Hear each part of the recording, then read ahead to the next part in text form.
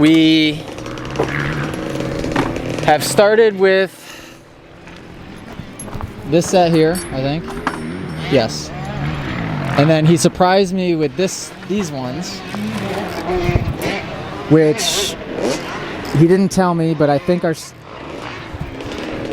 So we're not using the word stiff and soft today. I'm trying to find other adjectives because stiff and soft can be really misleading. Because every time I've said it feels stiff are the times that it's actually too soft and I'm too deep in the stroke, and so it feels rigid. So for those of you that feel like sometimes your bike is too stiffs, it could actually be too soft. So it's kind of confusing. So as a rider, I'm coming off the track and my adjective of the day is mushy.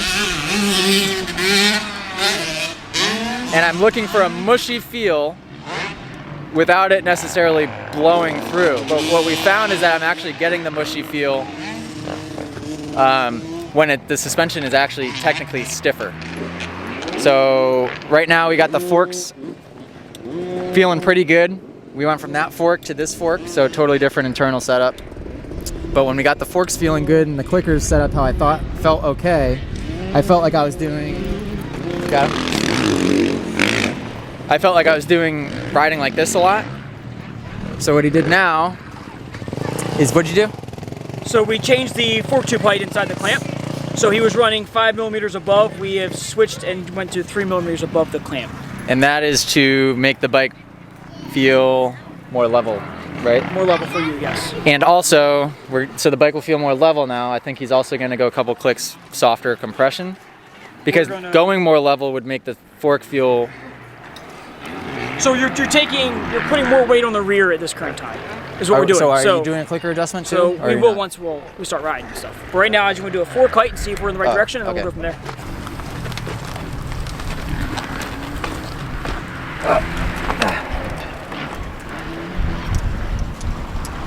Am I blinking? You're blinking. Alright, remind me to keep checking fuel because I don't want to run out again. Did you check fuel? Did I tell you I ran out on the landing of the tabletop? Here, today? Yeah. Was that right there? No, the 100-foot tabletop, I ran out when I landed. Oh my god. Yeah. And it went ball, and I quickly gave it gas and coasted back in here, and then I filled up. But I have no more gas left, so...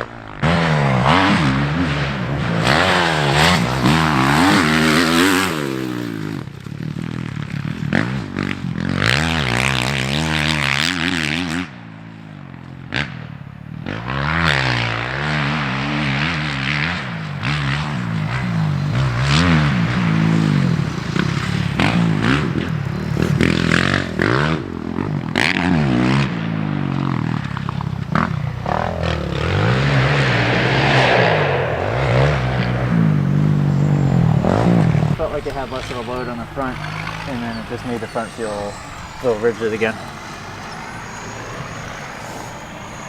Dang it, that section is such a good spot to be able to tell too. So front, more rigid. Can I see your screwdriver? Sorry. Maybe. Yeah, front more rigid, felt like less of a load. You going rogue and doing your own changes now? What? You going rogue and doing your own changes now? Oh. So front more rigid. The rear felt more planted under acceleration, especially. I didn't get blurred vision. Let's put it that way. Okay, it can still see straight.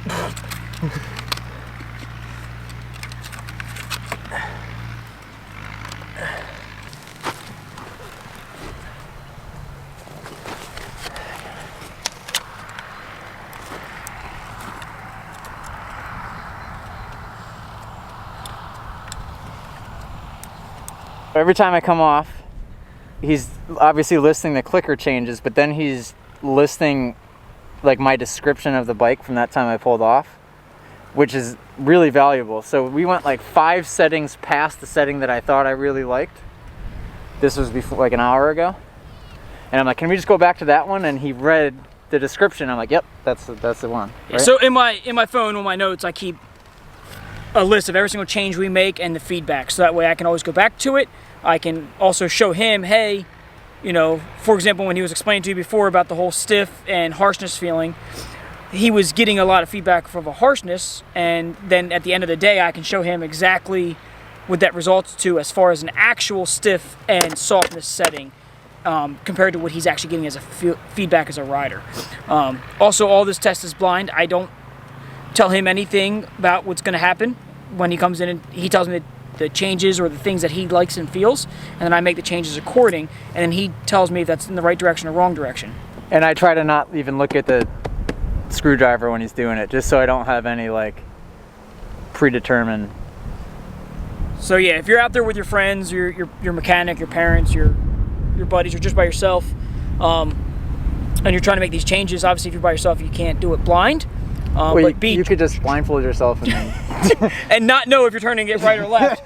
But I don't give any facial expression. When he comes in, my arms are crossed every single time. I have the same facial expression. I don't have any tools in my hand. I don't give him anything to fall into as far as, okay, that setting was maybe not the way I want to go. And it keeps it very true to an actual feeling only. And he's done a very good job this whole day of giving feedback. We're on change, I think, 27 right now of actual changes. And some of them are just, we go drastic one time, drastic the other time, try to narrow it down, and we're also learning. He's learning the side of it as far as his feedback goes, and on my end, I'm learning exactly what he likes. There's no set setting as like, okay, all pros should be running this. And I think a lot of race teams do that, where they're like, okay, the rider that's getting their best results is who they spend the time testing with, and then the other riders on the team get stuck with that setting or nothing. And I know that was a very big thing with some I've had that before. Former factory, teams, where the one rider likes this setting and they're like, well, it's working for him, it must work for you. Well, that's totally wrong. I mean, and let's look at a Jason Anderson, who is very, he moves around a lot on the bike. Catanzaro versus Alex Ray. We can do it that way. Alex Ray moves around on the bike a whole lot more, and is probably much harsher on a suspension setting because he's using a lot more force, whereas AJ is more nimble and stays lighter. So AJ's setting's probably gonna be closer to like a Kevin Windham, who is very fluid and flowed very well. And you have like a Jason Anderson, who's all over the bike and moves it around and has great results, and it sits his riding style. So it's very specific and not necessarily based off of speed. And make sure that when you test, you hit the same line every time, or obviously you're gonna get a different feel. I know it's hard for beginners, but I've ridden, I'd guess probably 25 to 30 laps today, maybe close to that. I've hit the same exact line every single time. Now Chad's grooming, so it's gonna kind of throw a wrench in on that side of the track. But if you can see, like going down in that turn, you can see my dark line, and there's a couple other people here, but I'm riding that same inch of the track, so I get the same feedback. Well, hurry up and ride. Okay. He's grooming. Am I green? Yep.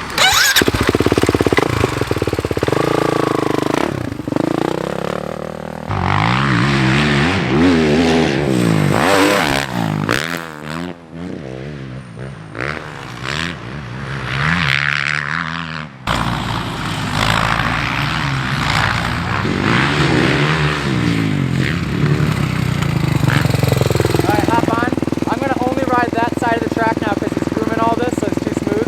So I'm going to quickly ride that side.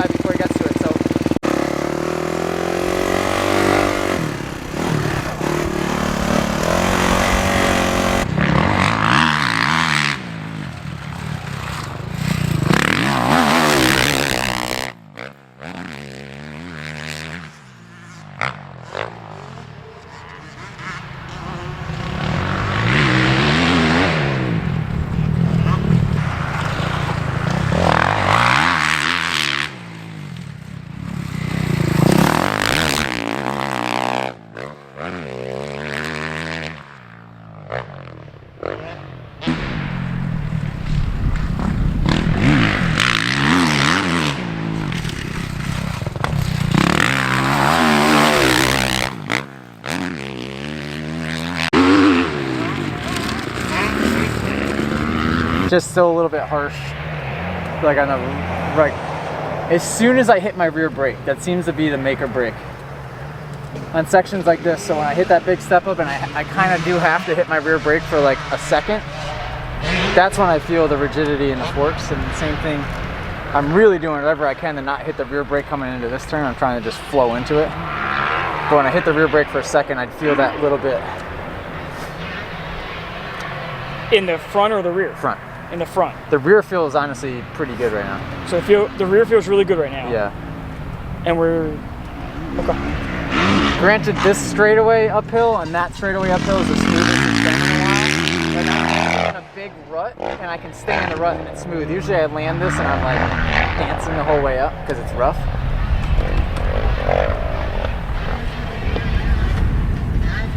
But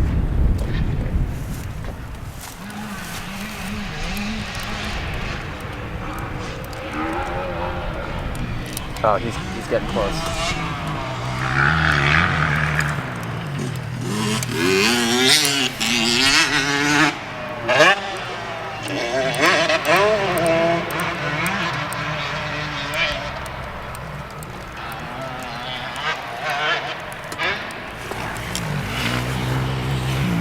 I'm not even gonna have a chance to try this.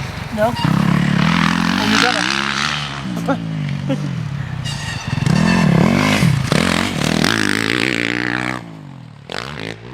Do I look fast or not? Yeah. Hurry! Okay.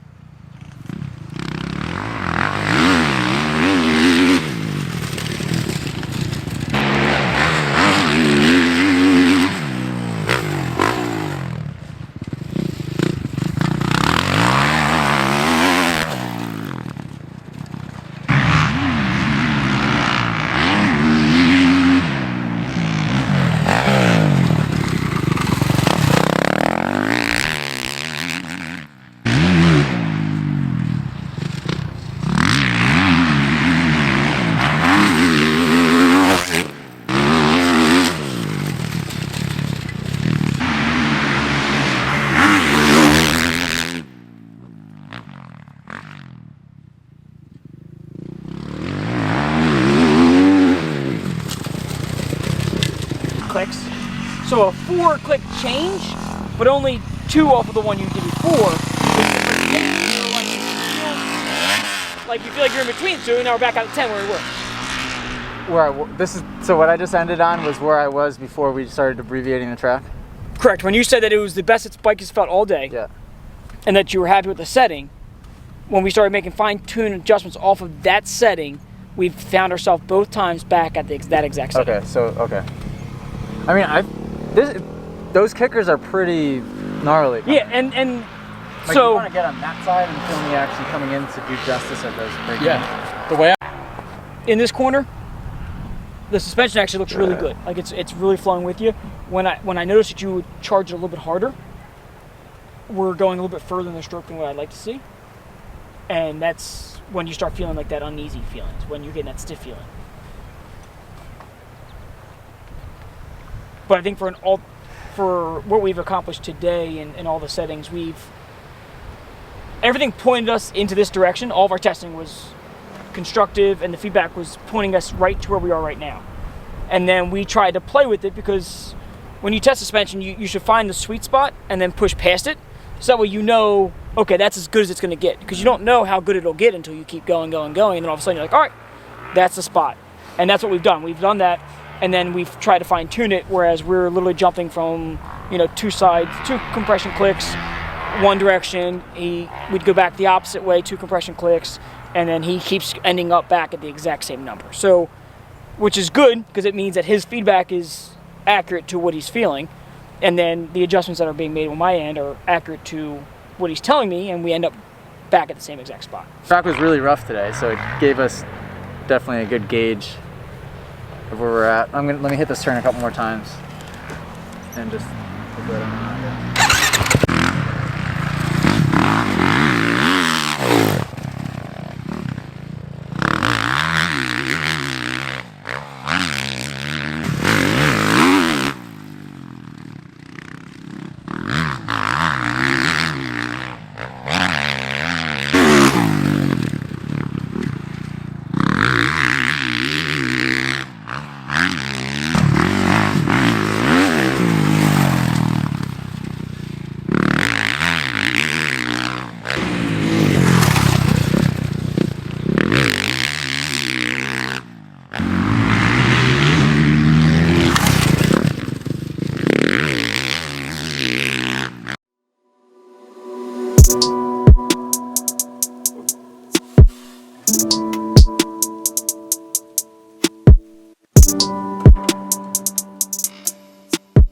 You